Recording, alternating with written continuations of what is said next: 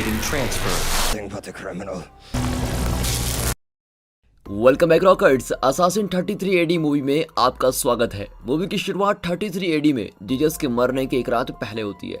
Jesus गेथसेमन garden में prayer कर रहे होते हैं, तभी अचानक से एक ब्लू लाइट फ्लैश होती है और साल 2022 में हत्यारों का एक ग्रुप टाइम ट्रेवल करके 33 एडी में पहुंच गया है। उनका मिशन है जीसस की हत्या करना ताकि मृत्यु के बाद उनका पुनरुत्थान न हो। ऐसा करके वे ईसाई धर्म को उसके जन्म से पहले ही मिटा देना चाहते हैं। हत्यारे जीसस और उनके शिष्यों को तलाश करने लगते हैं। जीसस के शिष्य सोए हुए होते हैं, तभी अचानक सोल्जर का एक ग्रुप आकर जीसस को अरेस्ट कर लेता है और उन्हें सूर्य पर चढ़ाने के लिए लेके जाता है। लेकिन हत्यारों का ग्रुप हिस्ट्री को बदलने के इरादे से आया होता है और वे हर किसी पर गोलियां चलाने लगते हैं। वे सबको मार डालते हैं। कुछ देर बाद वे देखते हैं कि जीसस को कई बुलेट्स लग गए हैं, पर वो अभी भी जिंदा है। एक हत्यारा जीसस से कहता है कि अगर आप सच में भगवान के बेटे हैं तो आप बुलेट्स को रोक क्यों नहीं पाए, पर जीसस जवाब देते हैं कि मेरा अंत आ चुका है। इस पर वो हत्यारा जीसस पर एक गोली चलाकर उनको वहीं मार डालता है। अब वे जीसस को एक बैग में डालते हैं और अपने टाइम ट्रेवल डिवाइस की मदद से वापस 2022 में पहुंच जाते हैं। इसी बीच कुछ अच्छे साइंटिस्ट ये देख लेते हैं और इस गलती को ठीक करना चाहते हैं। उनका मानना है कि पास्ट को चेंज करने से प्रेजेंट पर बहुत बुरा असर पड़ सकता है, इसलिए वे जीसस को बचाने के टाइम ट्रेवल करके 33 एडी में पहुंच जाते हैं। लेकिन वे लेट पहुंचते हैं और हत्यारों ने जीसस और उनके शिष्यों को पहले ही मार डाला होता है। यार, तुम्हारे पास टाइम मशीन है और तुम फिर भी लेट पहुंचे, ये सवाल डायरेक्टर से पूछने का मन करता है ना। खैर, अब इन्हें जल्द से जल्द प्रेजेंट में वापस आना होगा और समय को एडजस्ट करना पड़ेगा, क्योंकि जीसस के मरने के बाद घटनाक्रम बदलता है। एक साइंटिस्ट प्रेजेंट में आता है, लेकिन उसे जीसस के हत्यारे पकड़ लेते हैं और अचानक पास्ट में किए गए इस बदलाव से प्रेजेंट पूरी तरह से चेंज होने लगता है। ये बिल्डिंग भी मिट गई है और ये जगह बिल्कुल बंजर जमीन बन गई है। इस टाइमलाइन में ह्यूमंस लुप्त हो चुके हैं और अंडरग्राउंड से कुछ क्रिएचर्स पनपने लगते हैं जो पृथ्वी के आखिरी इंसान को भी खा जाते हैं। यहाँ स्क्रीन ब्लैक हो जाती है और अनहोनी के कुछ महीने पहले का फ्लैशबैक दिखाया जाता है। ये जीसस के हत्यारों में से एक है जिसका नाम ब्रैंडिट है। ये एक्स मिलिट्री ऑफिसर है जो अब तक डिवोटेड क्रिश्चियन है और जीसस में बिलीव करता है। लेकिन जल्दी सब कुछ बदलने वाला है। एक दिन वो अपनी वाइफ और बेटियों के साथ बहुत ही खुशी खुशी कार में जा रहा होता है। ब्रैंडिट को एक टॉय सीक्रेट कंपनी में सिक्योरिटी हेड की जॉब मिली है, इसलिए वो दूसरे स्टेट जा रहा है, पर वो सड़क पर ध्यान नहीं देने के बजाय कुछ और ही कर रहा होता है। इस वजह से उसका एक्सीडेंट हो जाता है। इसमें उसकी पत्नी और बच्चे स्पॉट पर जलकर राख हो जाते हैं। अब अपनी फैमिली को खोने के कारण ब्रैंडिट चीखता चिल्लाता है। उसको जिंदगी से और भगवान से सख्त नफरत होने लगती है, क्योंकि भगवान ने उसकी फैमिली को नहीं बचाया। ये गाड़ी चलाते हुए रोमांस कर रहा है और अब कहता है कि भगवान की गलती थी। वाह बेटा। अब हमें एक यंग साइंटिस्ट रैम गोल्डस्टीन को दिखाते हैं। ये अपने कलीग एमी से प्यार करता है। अब 3 महीने बाद दिखाते हैं कि रैम यंग साइंटिस्ट के एक ग्रुप को लीड कर रहा है, जिसमें फ्लैक्स, सीमन और एमी शामिल है। ये लोग एक मल्टी बिलियन अरब कंपनी के लिए मैटर ट्रांसफर पर रिसर्च कर रहे हैं। इस कंपनी का ओनर है अहमद और ब्रैंडेड अहमद की कंपनी का सिक्योरिटी हेड है। ये साइंटिस्ट मैटर ट्रांसफर प्रोजेक्ट पर दिन रात काम कर रहे होते हैं। जब रैम एक एल्गोरिथम टेस्ट करता है तो गलती से वो जगह ब्लास्ट हो जाती है। इस पर अहमद खुद आकर चेक करता है कि ये साइंटिस्ट आखिर कर क्या रहे हैं। इसी दौरान रैम का चेयर अपनी जगह से हटकर दूसरी जगह ट्रांसफर हो जाती है। अब अहमद समझ जाता है कि इन साइंटिस्ट ने मैटर ट्रांसफर का सीक्रेट पता लगा लिया है और इस वजह से वो रैम की टीम को अपनी टॉप टीम बना देता है और वो इनको एक मैटर ट्रांसपोर्टिंग डिवाइस बनाने को भी कहता है, जिसके बदले में वो इन सबको एक मोटी रकम देने के लिए तैयार है। फिर फ्लैशबैक में दिखाते हैं कि अहमद के पेरेंट्स एक उग्रवादी ग्रुप के मेंबर्स थे, लेकिन उन्हें जबरदस्ती क्रिश्चियन में कन्वर्ट किया गया था। अब मजहब बदलने की वजह से उग्रवादी ग्रुप ने उनको मार डाला था। अहमद अब भी उग्रवादी ग्रुप का मेंबर है और वो जीसस और क्रिश्चियनी को अपने पेरेंट्स की मौत का जिम्मेदार मानता है। वो चाहता है कि ये साइंटिस्ट मैटर ट्रांसफर पर रिसर्च करें और एक टाइम मशीन बनाए ताकि वो 33 एडी में जाकर जीसस का खून कर सके। उसे लगता है कि ऐसा करने से जीसस मसीहा का दर्जा खो देगा। अब रैम और एमी दिन रात एक्सपेरिमेंट कर रहे होते हैं, क्योंकि अहमद के आदमी उनको 24 घंटे मॉनिटर कर रहे होते हैं। वो एक ब्रेक लेकर सर्वर रूम में जाते हैं जहाँ पर कोई कैमरा नहीं है और उनका रोमांस शुरू हुआ ही होता है कि अचानक एक आवाज आती है। रैम सर्वर्स को चेक करता है तो पता चलता है कि अहमद एक टेररिस्ट ग्रुप के साथ काम कर रहा है और ये terrorist group matter transfer technology से बॉम्ब्स और वेपन्स को ट्रांसफर करके वर्ल्ड वॉर 3 शुरू करना चाहता है। ये जानने के बावजूद रैम कुछ नहीं कर पाता और उसे अपनी रिसर्च जारी रखनी पड़ती है। बहुत सारे टेस्ट करने के बाद रैम मैटर ट्रांसफर और टाइम मशीन की टेक्नोलॉजी बनाने में कामयाब हो जाता है और अहमद के आदमी कैमरास द्वारा देख लेते हैं कि रैम ने मैटर ट्रांसफर और टाइम ट्रेवल का सीक्रेट ढूंढ निकाला है।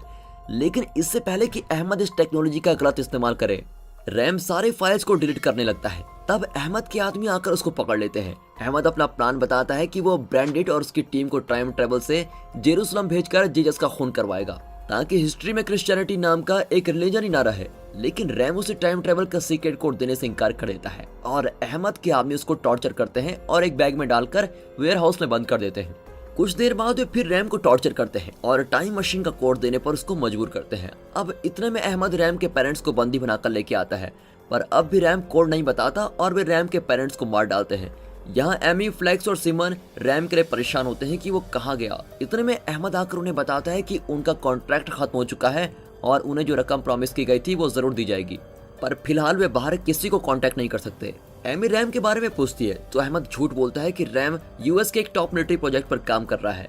और अब जब अहमद एमी और उसके साथियों को खत्म करने की धमकी देता है तो रैम अहमद के लिए टाइम मशीन बनाने को तैयार हो जाता है। फिर मशीन के बन जाने पर अहमद एक आदमी पर उसको टेस्ट करता है और वो आदमी एक जगह से दूसरी जगह टेलीपोर्ट हो जाता है। अब इसको देखकर अहमद बहुत ही खुश होता है और बैंडिट और सैबर नाम के एक आदमी के साथ एक टीम को 33 एडी में भेजता है। वो जीसस के पुनरुत्थान से पहले जेरूसलम पहुंचेंगे और जीसस का खून कर देंगे। पागलपन से भरे इस प्लान को अंजाम देने के लिए बैंडिट जल्दी से हथियारों की एक टीम बनाता है। यहाँ एमी और उसके साथ ही सर्विलेंस रूम में घुसकर रैम का पता लगा लेते हैं। वे वेयर हाउस में जाकर उसको छुड़ा लेते हैं। अब रैम उन्हें अहमद का सारा प्लान बता देता है कि वो क्या करना चाहता है। फिर बैंडिट की टीम 33 एडी में पहुंच चुकी है। बैंडिट जीसस के सर पर शूट करके अपना सारा गुस्सा उतारता है और उसकी टीम जीसस को एक बैग में डालती है और वे प्रेजेंट में लौट आते हैं।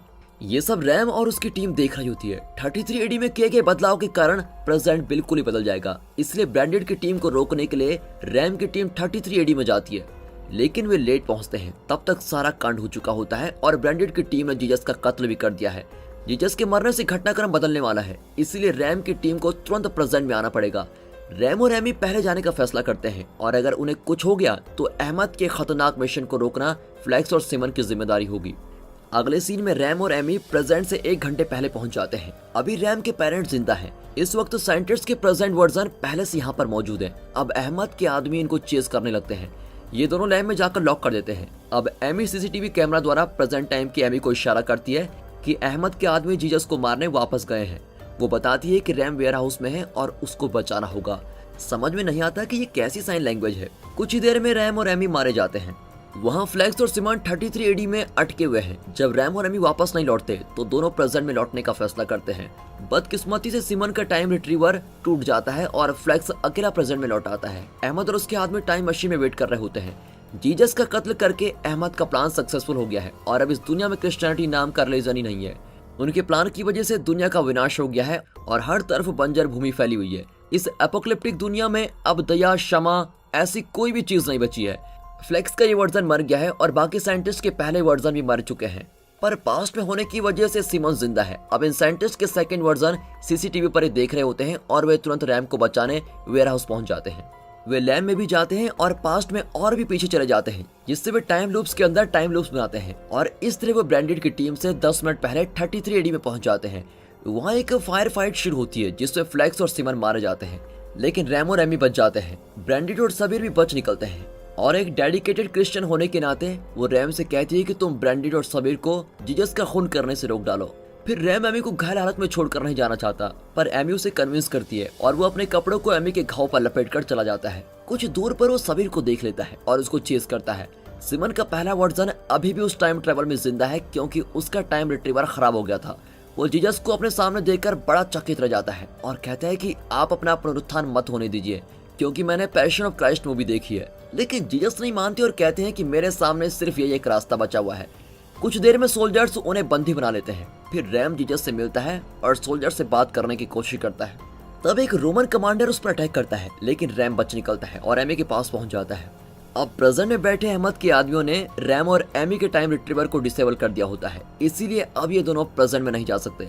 अगली सुबह ब्रैंडेड और सबीर लोकल्स की तरह ड्रेस करके जीसस को ढूंढने निकलते हैं। तब मार्केट में सबीर एक टमाटर चुराकर खाने लगता है, लेकिन 33 एडी में टमाटर चुराना एक बहुत ही बड़ा क्राइम माना जाता है और लोकल गार्ड्स उसको अरेस्ट करके लेके जाते हैं। लगता है एक टमाटर के लिए ये अपनी जान ही गंवा देगा, लेकिन सबीर उनसे लड़ता है और एक गार्ड को शूट कर देता है। वहाँ भगदड़ मच जाती है। अब कई गार्ड्स आ जाते हैं और इन दोनों को भी सूली पर चढ़ाने ले जाते हैं। तब सबीर का टाइम रिट्रीवर गिर जाता है और उसको एक औरत उठाकर रख लेती है। अगले सीन में जीजस खुद अपना क्रॉस उतार कर चल रहे होते हैं और सोल्जर्स उनको चाबुक से मार रहे होते हैं। सिमन जीजस से कहता है कि आप इन लोगों से बचकर कहीं चले जाइए, लेकिन जीजस कहते हैं कि मुझे इंसानियत की भलाई के खातिर अपना कर्तव्य पूरा करना है। फिर क्रॉस को उठाने में सिमन जीजस की मदद करता है। आखिर जीजस को सूली पर चढ़ा जाता है। तब रैम एमी को उठाकर वहां लाता है क्योंकि एमी मरने से पहले अपने भगवान को जीवित देखना चाहती है।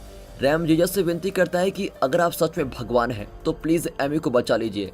जीजस कहते हैं कि अगर एमी बैंडिट को माफ कर सकती है तो वो बच जाएगी। तब दिखाते हैं कि जीजस के दोनों तरफ सबीर और बैंडिट को भी सूली पर चढ़ाया जाता है। बैंडिट अपने किए के लिए जीजस से माफी मांगता है और रैम गांव में जाकर एमी के लिए मदद मांगता है। तब वो सिमन से मिलता है और अपनी और एमी की हालत बताता है। जब सबीर और बैंडिट नहीं लौटते तो अहमद खुद 33 एडी में पहुंच जाता है। अब इससे पहले कि जीजस के शिष्य जीजस के शरीर को चुराकर उनके पुनरुत्थान की कहानी दुनिया में फैला दे, अहमद उनके शरीर को चुराना चाहता है और इस तरह दुनिया में क्रिश्चियनिटी का जन्म ही नहीं होगा। तभी अचानक अर्थक्वेक होता है और टेंशन में अहमद अपना टाइम ट्रेवल डिवाइस एक्टिवेट कर देता है। इस वजह से वो और जीजस का शरीर दोनों ही उस जगह से गायब हो जाते हैं। रैम और सिमन जीजस के मकबरे पर जाते हैं तो वहाँ उनका शरीर ही नहीं होता। वहाँ ग्लो स्टिक्स को देखकर वे समझ लेते हैं कि ये अहमद का ही काम है। इतने में जीजस के 2 शिष्य आते हैं। अब जीजस के शरीर को न पाकर वो दूसरों को बताने जाते हैं, लेकिन रैम और सिमन कहते हैं कि जीजस का पुनरुत्थान हो चुका है। जीजस के शिष्य इन दोनों को एंजल समझते हैं और उनकी बात पर तुरंत विश्वास ही कर लेते हैं और इस तरह सब कुछ वैसा ही होता है जैसा धर्म ग्रंथों में लिखा हुआ है। जब वे लौटते हैं तो एमी अपनी आखिरी सांस लेती है। एमी का ये वर्जन भी अब मर चुका है। दोनों बहुत ही दुखी बैठे होते हैं और तब वो औरत आती है जिसने सबीर का टाइम रिट्रीवर उठाया था। उस टाइम रिट्रीवर की मदद से दोनों प्रेजेंट में लौट चुके हैं और डिसाइड करते हैं कि रैम के पेरेंट्स की मौत से पहले वो पहुंच जाएंगे, क्योंकि उस टाइम लाइन में उनके सारे साथी जिंदा थे। अब वे प्रेजेंट में पहुंचते हैं, लेकिन अहमद के आदमी उनका इंतजार कर रहे होते हैं और वे सिमन को गोली मार डालते हैं। फिर दोनों मिलकर अहमद की आदमियों को मार देते हैं। रैम सिमन से कहता है कि तुम डिफॉल्ट प्रोग्राम को एग्जीक्यूट कर दो, इससे ओरिजिनल टाइम लूप के अलावा बाकी सारे टाइम लूप्स खत्म हो जाएंगे और इसके बाद तुम कंप्यूटर हार्ड ड्राइव को डिस्ट्रॉय कर देना। ये कहकर रैम अपने पेरेंट्स को बचाने के लिए चला जाता है। अब पिछले टाइमलाइन का अहमद आता है और सिमन को मार डालता है, पर सिमन ने पहले से ही डिफॉल्ट प्रोग्राम एग्जीक्यूट कर दिया था और हार्ड ड्राइव को डिस्ट्रॉय कर दिया है। रैम अपने पेरेंट्स को बचा लेता है और इस टाइमलाइन के अहमद के ऑफिस में पहुंच जाता है। वहाँ ब्रांडिट को देखकर वो उसको शूट करने जाता है क्योंकि उसने पिछले टाइमलाइन में एमी को मार डाला था, पर वो रियलाइज करता है कि ब्रांडिट का ये वर्जन एमी का कातिल नहीं है। आखिर रैम जीजस की बात समझ जाता है कि दूसरे इंसान को माफ कर देना ही इंसान की सबसे बड़ी शक्ति है, इसलिए अब वो ब्रांडिट के इस वर्जन से बदला नहीं लेना चाहता। तब सबीर और उसके आदमी एमी को बंदी बनाकर लेके आते हैं। वो रैम को धमकी देता है कि अगर तुमने टाइम ट्रेवल डिवाइस को एक्टिवेट करने का कोड नहीं दिया तो एमी को मैं मार डालूंगा। लेकिन कोड बताने के बजाय वो ब्रांडिट से कहता है कि मैंने तुम्हें माफ कर दिया है और अब तुम हीरो बनकर अच्छे काम करना। ब्रांडिट रियलाइज करता है कि अहमद एक बुरा आदमी है जो उग्रवादियों के लिए काम कर रहा है। वो अहमद के आदमियों को शूट करने लगता है और कई आदमी मारे जाते हैं। आखिर अहमद ब्रांडिट को ही मार डालता है। इसी बीच रैम अहमद के पीठ पर चाकू घूम देता है और अहमद मर जाता है। तब FBI के ऑफिसर्स वहां पर पहुंचते हैं और अहमद के आदमियों को अरेस्ट कर लेते हैं, क्योंकि मरने से पहले सिमन ने डिफॉल्ट प्रोग्राम एग्जीक्यूट कर दिया था। अब सारे टाइम लूप्स मिलकर एक हो जाते हैं और सभी कैरेक्टर्स के अलग अलग वर्जन मिट जाते हैं। पिछले टाइमलाइन का रैम भी मिट जाता है और ओरिजिनल रैम वेरा उससे आजाद हो जाता है। आखिर इस टाइमलाइन में सारे साइंटिस्ट जिंदा बच जाते हैं। अब 3 महीने बाद दिखाते हैं कि साइंटिस्ट ब्रांडिट की फैमिली को कार एक्सीडेंट से बचाने की कोशिश कर रहे हैं। रैम अपने साथ एक साइन बोर्ड लेकर जाता है जिस पर लिखा है स्टॉप। अब ये टाइम ट्रेवल करके एक्सीडेंट के पहले के टाइमलाइन में जाने वाला है ताकि इस बोर्ड को देखकर ब्रांडिट कार रोक दे और उसका एक्सीडेंट ना हो। वाह, क्या जीनियस प्लान है। लेकिन ऐसा फालतू प्लान भी काम कर जाता है और ब्रांडिट और उसकी फैमिली एक्सीडेंट से बच जाती है। क्लाइमैक्स में दिखाते हैं कि ब्रांडिट भगवान का शुक्र अदा कर रहा है क्योंकि उन्होंने उसे और उसकी फैमिली को मौत के मुंह से बचा लिया है। और दोस्तों, इसी के साथ ये मूवी यहाँ पर खत्म होती है। अगर ये मूवी आपको पसंद आई हो तो इस वीडियो को अपने फैमिली एंड फ्रेंड सर्कल में जरूर शेयर कीजिए और लाइक एंड सब्सक्राइब करना बिल्कुल मत भूलिए। बाकी मिलते हैं ऐसी मजेदार मूवीज के साथ, तब तक के लिए गुड बाय, अपना ख्याल रखिए।